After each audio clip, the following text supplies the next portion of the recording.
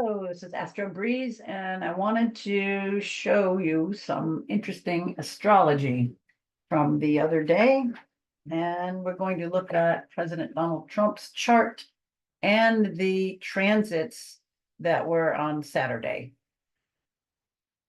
Oh, okay. So interesting, um, interesting planets. And I want you to start looking at when you look at your chart and some of these to find some of these aspects. And um, it's somebody had said, oh, make astrology makes me afraid, or I'm afraid of things. It's like, well, are you afraid when the weatherman tells you a hurricane's coming or a tornado is close by? I mean, it's some stuff is good to know. We need to understand some of these transits and to take precautions.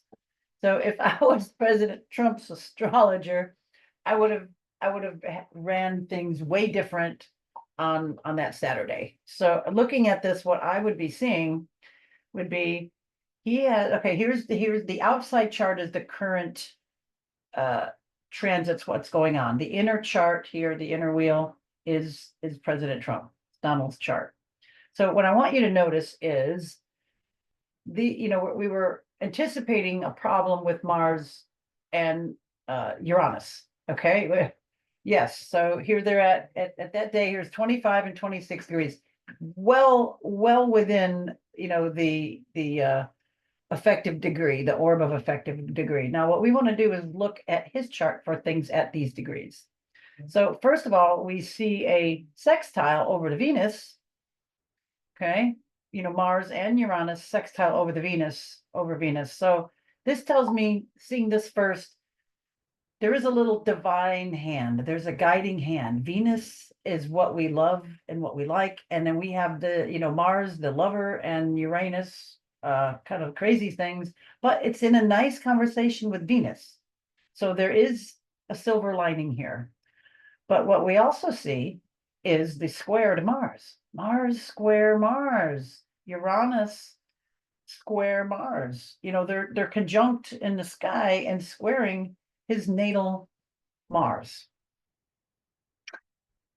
So that being said, we can see that there, anytime we see Mars in Uranus, I'm thinking violence. I think aggression. I think sudden something, no matter what. And if it's something like on your Mars, right on his ascendant, which is your physical appearance. So this man has an attempted assassination on him on this day. And we can see the ingress of this. Look at that. But then there is an angel sitting or something. When you look at some of the videos, he sensed it. You can hear the trigger, and then his body, you can hear that trigger, that shot, and then he slightly moves. It's just fascinating. He sensed that. That's the Venus sextile. I feel looking at charts and seeing things, that's what I've noticed. Certain things like that are people's saving graces about certain, timing of critical events. And I thought that was pretty fascinating. His sun, or the transiting sun, is over his Saturn, so we've got some, Saturn. Anytime you see Saturn is limiting, it's austere, and the transiting sun on his Saturn, and then also nicey onto Venus. So we got it's more on the Saturn. So we, that day, so we have some really serious issue. The sun is lighting up something really serious, and then Saturn, is not in its happy place in his chart, but it's being, cojoined by the transiting sun. Another interesting part of the equation for him. Also, the constellation Algol is 26 degrees, 2610 Taurus. And that's like right here, right? He's, his Mars is at 26, 46 Algol. There's a couple parts of that, but that's also right there. And then he has his ascendant in Regulus. So this a couple of very, very interesting things. There's definitely an angel sitting around that man, or there's some divine protection. And here's some of it is. I just wanted to point that out. All right, what else do we have going on? We've got a square with transiting Saturn over to his moon conjunct the south node. that's where you have loss or diminishment, right? So we have a square, mutable, mutable. His moon is there right next to that south node, so he feels that, but that Sagittarian moon is very happy and upbeat, and it's loud, and uh it's loud, and it's goofy, and it's um happy, and it's says its mind, and the moon is, it's like it's kind of a jolly sort of a place, but it's right on the south node. So that brings us a little bit more serious emotion to things. And then, we've got Saturn squaring that pair. So that again, we've got a couple Saturn things. We have the sun over his Saturn, and we have Saturn squaring his moon. So we have some, dire, heavy, serious things going on. Saturn right over there, south node, that's pretty precarious, with maybe a close brush with death. And then with the Mars, aggression, Uranus, this is a very interesting thing. This, I guess we have different exits throughout our life, but his isn't, it's not his time yet. He's still got more to do. All right, what else is interesting about this? I think I noticed one other thing. What else looking at? 20 degrees, 29.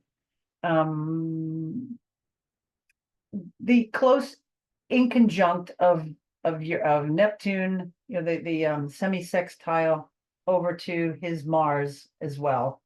Another erroneous thing, confusion surrounding this event here, being highlighted by these guys, right?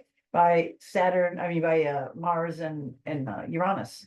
So this is all playing in. We could probably sit here and nitpick stuff off the bone for hours, but I wanted to share with you just these big things, looking for some of this. And then the moon, the transit moon, let's see, what was the time that happened? I think that happened, I think it was earlier, right?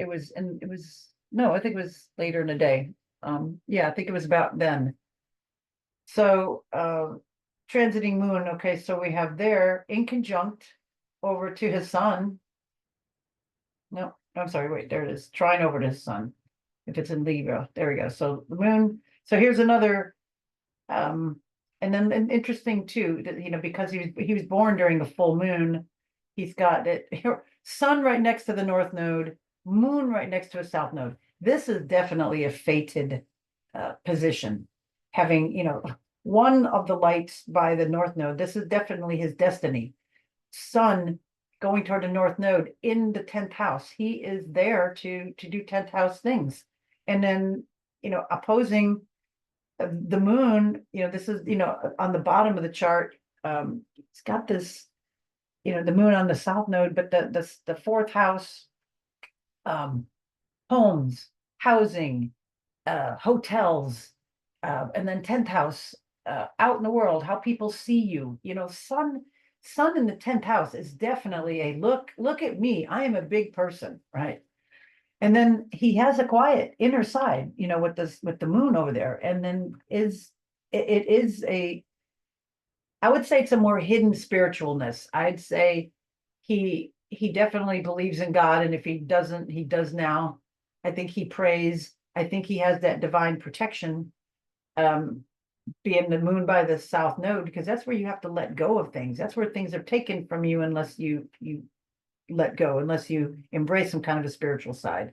So I started to look at his chart. I actually started to like him better when I saw a lot of this, and not just believe corporate media who is in things just for their own self-grandizement and and their own side of things. But nonetheless, this is just a very interesting day, very interesting chart, and I wanted to share those few things. Again, we can go over quite a bit, but there's lots of interesting things, and I thought I would share the most important ones of that. All right, astrology rocks. Bye for now. Thanks for listening.